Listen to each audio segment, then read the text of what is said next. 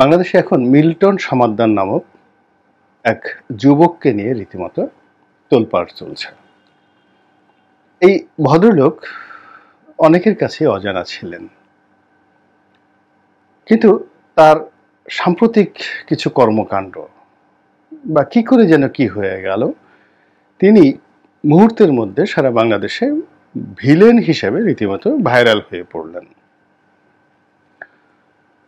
এবং তিনি যখন সাধারণ মানুষের কাছে অতটা পরিচিত ছিলেন না, যেমন আমি তার নাম কখনো শুনিনি, কিন্তু তিনি যে সেক্টরে কাজ করছিলেন সেই সেক্টরে তিনি রীতিমতো হিরো অব দ্য হিরো, মানে নায়কদের নায়ক ছিলেন। তিনি একটি বয়স্ক পুনর্বাসন কেন্দ্র করেছিলেন এবং রাস্তা থেকে অসহায় বৃদ্ধ বৃদ্ধা, এমনকি তরুণ তরুণী যারা মানসিক ভারসাম্যহীন, তাদেরকে তিনি নিয়ে চিকিৎসা দিতেন, পুনর্বাসিত করতেন এবং ওল্ড হোমে তাদেরকে স্থায়ীভাবে থাকার ব্যবস্থা করতেন। এই কাজগুলো তিনি করতেন সামাজিক মাধ্যমে, অর্থাৎ ফেসবুক ব্যবহার করে। এর ফলে কি হলো, মিল্টন সমাদ্দারের যে ফেসবুকের যে ফ্যান এবং ফলোয়ার আমি এখনো দেখিনি, সেটা নাকি বাংলাদেশের মধ্যে সবচেয়ে বেশি। অর্থাৎ যে সকল সেলিব্রিটি রয়েছেন চলচ্চিত্র জগতে বা অন্য জগতে, তাদের চাইতে মিল্টন সমাদ্দারের সেই ফ্যান এবং ফলোয়ার অনেক অনেক বেশি।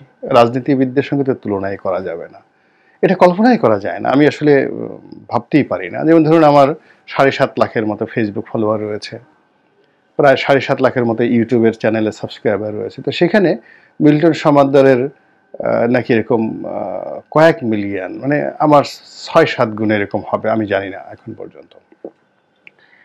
তো সামাজিক মাধ্যমের এই জনপ্রিয়তাকে ব্যবহার করে বিভিন্ন যারা ডিভোটেড মানুষ, তারা তাকে অকাতরে দান করেছে, টাকা দিয়েছে, এবং সেই টাকা দিয়ে তিনি বাড়ি গাড়ি টাকা পয়সা সবকিছু করার সাথে সাথে অনেক স্ট্রাকচার করেছেন এবং অনেক লোকের শত্রু হয়েছেন, হয়তো অনেকের মিত্র হয়েছেন। আসল ঘটনা কি হয়েছে না হয়েছে জানি না, বাট তার বিরুদ্ধে অনেকগুলো স্ক্যান্ডাল ছড়িয়ে পড়েছে, যেগুলোর সঙ্গে আসলে আমি একজন সাধারণ নাগরিক হিসেবে আমি মেলাতে পারি না। প্রথমত, মৃত মানুষের দাফন করা, 900 মানুষকে তিনি দাফন করেছেন। এখন সবার বক্তব্য হলো যে গোপনে তিনি এই লোকদেরকে দাফন করে তিনি তাদের শরীর থেকে কিডনি খুলে নিয়ে বিক্রি করে ফেলেছেন। এটি একেবারে অসম্ভব একটি বিষয়, একেবারে অসম্ভব একটি বিষয়। মানব দেহ থেকে মৃত শরীর থেকে কিডনি নেওয়া বা এমনি সুস্থ শরীর থেকে কিডনি নিয়ে আবার সেটা অন্য জায়গাতে প্রতিস্থাপন করা, এটি খুবই ব্যয়বহুল, ঝক্কি ঝামেলা। এবং বাংলাদেশের সম্ভবত বঙ্গবন্ধু মেডিকেলে তাও সীমিত আকারে এই ফ্যাসিলিটিসটা রয়েছে, অথবা বারডেমে রয়েছে, এর বাইরে বাংলাদেশে কোথাও নেই। তো যেটা বারডেম পারছে না, যেটা ঢাকা মেডিকেল পারছে না, সেটা মিল্টন সমাদ্দার পারছে। এর সে গাঁজাখুরি কোনো গল্প হতে পারে? এটা আমার কাছে আসলে, যখন স্ক্যান্ডালগুলো হলো, আমি এরকমভাবে দেখেছি। 2 নম্বরে হলো যে তার বিরুদ্ধে অভিযোগ যে তিনি তার ওখানে যে সকল লোক আশ্রয় নিয়েছে তাদেরকে তিনি ইচ্ছা মতো মারধর করতেন, নির্মমভাবে মারধর করতেন। এটাও আমার কাছে অতটা যৌক্তিক মনে হয়নি। এর কারণ হলো, আমার একজন খুব ঘনিষ্ঠ বন্ধু আছেন, যিনি বাংলাদেশের প্রথম এরকম খুব নামকরা একটি ওল্ড হোম করেছেন, গিভেন্সি গ্রুপের মালিক খতিব মুকুল সাহেব। আমি সেখানে গিয়েছি, ব্যারিস্টার রফিক সাহেব যখন জীবিত ছিলেন আমাকে বললেন যে চলো বাবা আমরা একটু দেখে আসি। তো আমরা সেখানে গেলাম এবং সেখানে প্রায় 200-250 এরকম বৃদ্ধ এবং বৃদ্ধা থাকেন। এবং সেখানে আমি যে পরিবেশ দেখেছি এবং যারা যে কাজগুলো করে তাদের মধ্যে যে মানবিকতা দেখেছি, ওটি আমার পক্ষে সম্ভব নয়।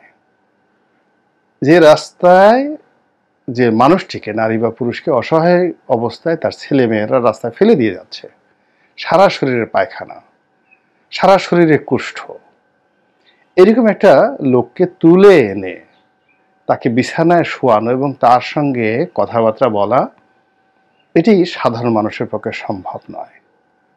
কাজেই মিল্টন সমাদ্দার এরকম যদি 10 জন 1জন লোককেও তিনি এরকম রাস্তা থেকে তুলে নিয়ে আসেন, আমি মনে করি মানুষ হিসেবে তিনি আমার চেয়ে অনেক অনেক ভালো। কাজেই তিনি মারপিট করেছেন, কেন করেছেন এটা আমি সবসময় ইতিবাচকভাবে চিন্তা করার চেষ্টা করেছি।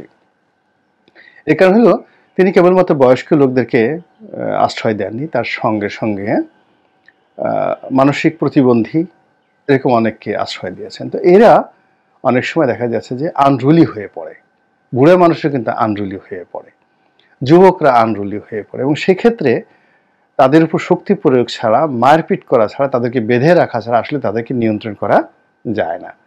আপনি গিয়ে পাবনাতে গিয়ে দেখেন, সেখানেও কিন্তু ডাক্তাররা পিটাচ্ছে।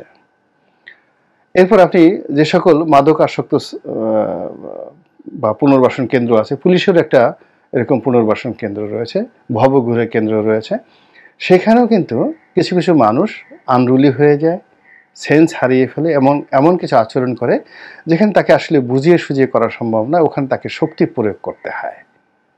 তো মিল্টন সমাদ্দার হয়তো নিজে এই কাজটি করেছেন, এরকম একটি বক্তব্য আমি নিজে নিজে চিন্তা করেছি যখন স্ক্যান্ডালগুলো হচ্ছিল।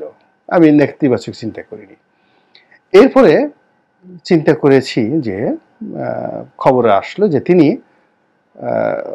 এই অনেকের জায়গা দখল করেছেন, পাড়া প্রতিবেশীর সঙ্গে খুব খারাপ আচরণ করেছেন, তার যে জায়গাগুলোতে আছে তার ব্যাংকে অঢেল টাকা রয়েছে এবং এই টাকাগুলো তিনি অন্য কাজে ব্যবহার করে ব্যবসা বাণিজ্য করার চেষ্টা করেছেন, এবং এটি বাংলাদেশে মোরলে সবাই করে। সে যদি 10 কোটি টাকা চাঁদা নিয়ে থাকে, 8 কোটি টাকা খরচ করে থাকে, 2 কোটি টাকা জমিয়ে থাকে, আবার সবসময় তো চাঁদা আসে না, সেই টাকাগুলোকে তিনি আবার প্রোডাক্টিভিটি খাতে ব্যবহার করে ব্যবসা বাণিজ্য করে সেই টাকা দিয়ে পুনর্বাসন কেন্দ্র চালানো, অর্থাৎ তাকে একটা আলাদা অ্যাকাউন্টিং মেনটেন করতে হয়েছে।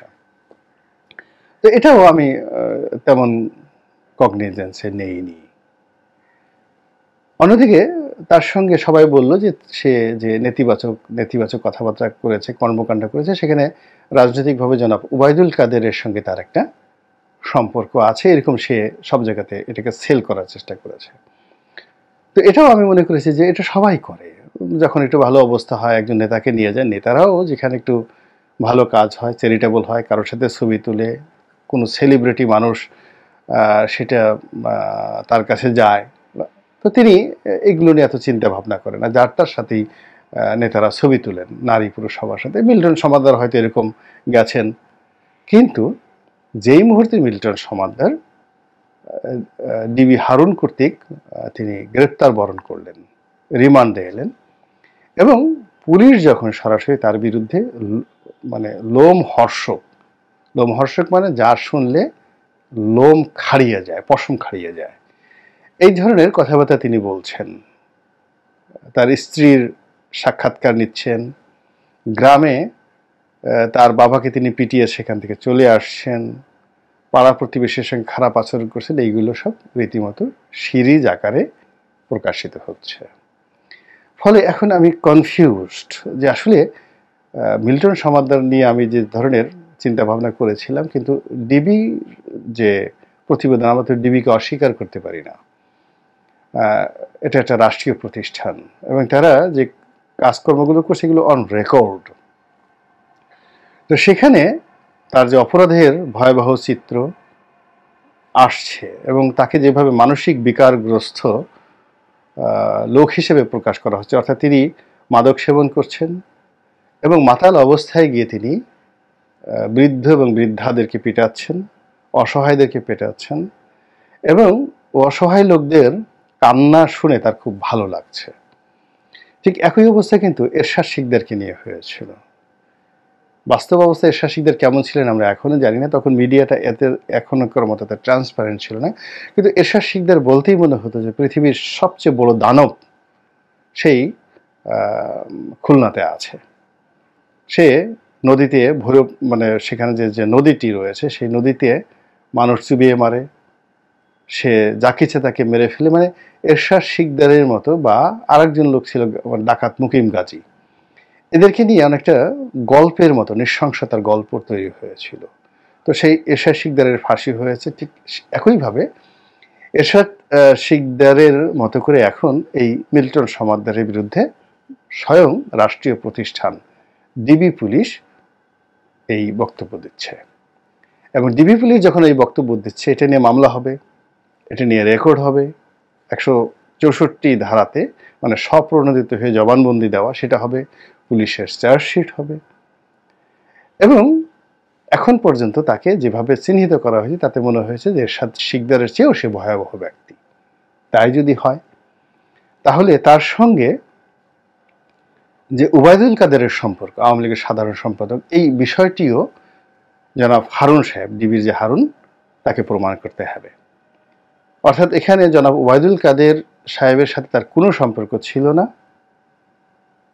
এই বিষয়টি জনাব হারুনকে নিশ্চিত করতে হবে। না আদারওয়াইজ ওবায়দুল কাদের সাহেবের যে বদনাম এটা কিন্তু বেড়ে যাবে। মিল্টন সমাদের সাথে তার নামটা আসলে যায় না। 2 নম্বর হলো যে যদি সত্যিকার অর্থেই ওবায়দুল কাদের সাহেবের সঙ্গে তার কোনো লেনা দেনা থাকে, সম্পর্ক থাকে, বা ওবায়দুল কাদের সাহেব তো যে কোনো লোকজন একটা উপহার দিলে নেন আর কি, কেউ একটা রোলেক্স ঘড়ি দিলেও তিনি নেন, এটা তিনি নিজেই বলেছেন যে অনেকে দিয়ে যায়। একটা রোলেক্স ঘড়ি 20 লাখ টাকা দাম, কোনোটা 10 কোটি টাকা দামের রোলেক্সও আছে এবং 100 কোটি টাকা দামের রোলেক্স আছে। আমি জানি না সত্যিকার তো ওবায়দুল কাদের আসলে কয়টা রোলেক্স ঘড়ি আছে, কে কে দিয়েছে এবং তিনি কোন দিন কোনটা পরেন। এবং মিল্টন সমাদ্দার যদি এরকম তাকে কোনো দামি কোনো উপহার দিয়ে থাকেন, তিনি ক্যানালের একটা ভালো স্যুটের দাম 5 লাখ টাকা, মানে একটা স্যুট ওবায়দুল কাদেরের যেটা পরেন 5 লাখ টাকা একটা স্যুটের দাম। এরকম জামা আছে, শার্ট আছে যেগুলো 1 লাখ টাকা দামের একটা শার্ট আছে। আপনি ধরেন বিরনি, জিল্লি, এই শার্টগুলো 1 লাখ টাকা দাম, 80,000 85,000 টাকা দাম। একটা কলম আছে ভালো, একটা কলমের দাম 2 লাখ 3 লাখ 5 লাখ 10 লাখ 20 লাখ 20 কোটি টাকা পর্যন্ত আছে। তো জনাব ওবায়দুল কাদের সাহেব সরল বিশ্বাসে, গুড ফেইথে তাকে যদি কেউ উপহার দেয় উনি সেটা নেন এবং সেটা তিনি আনন্দ সহকারে নেন। তো মিল্টন সমাদ্দারের সাথে তার যে সম্পর্কটি নিয়ে এই আলাপ আলোচনা হচ্ছে, এটিও জনাব হারুন সাহেবকে এটি ক্লিয়ার করতে হবে। আদারওয়াইজ মিল্টন সমাদ্দারের সঙ্গে সঙ্গে কিন্তু ওবায়দুল কাদেরও বিপদে পড়বেন। অথবা যেভাবে মিল্টন সমাদ্দারকে এখন চেপে ধরা হয়েছে, সেই চেপে ধরা থেকে ওবায়দুল কাদেরের যে নাম আছে তাকে বিযুক্ত করতে হবে, তাকে কলঙ্ক মুক্ত করতে হবে, তাকে সার্টিফিকেট দিতে হবে, ডিবির কর্তৃক সার্টিফাইড হবে যে না আসলে এর সঙ্গে কোনোদিন দেখা হয়নি, সাক্ষাৎ হয়নি, যা আসছে খবর সব ভুয়া। তো এর ফলে কি হচ্ছে, একটা নতুন একটা মেরুকরণ সৃষ্টি হবে। আমাদের দেশে present tense is not the tense, মানে বর্তমান যেটা হয় সেটাকে আমরা সত্য হিসেবে মানতে পারি না। এমনকি অতীতকাল, সেই অতীতকাল আমাদের দেশে আসলে অতীতকাল নয়।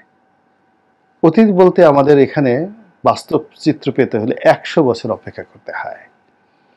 অর্থাৎ এখন 2024 সন চলছে, যদি 1924 সনের কোনো কাহিনী আমি বলি এটির ঐতিহাসিক মানদণ্ড আছে, কিন্তু এখনো পর্যন্ত আমরা স্বাধীনতা যুদ্ধ কে ঘোষণা করলো, কে ঘোষণা করলো না, এগুলো নিয়ে বিতর্ক করছি। মানে এই 50-60 বছরের মধ্যেও আমাদের ইতিহাস নিশ্চিত হচ্ছে না। ফলে অতীত আমাদের জন্য এখনো পর্যন্ত সত্যনিষ্ঠ নয়, আর বর্তমান তো একেবারে নয়। বর্তমান আমরা পুরো ওলটপালট দেখছি।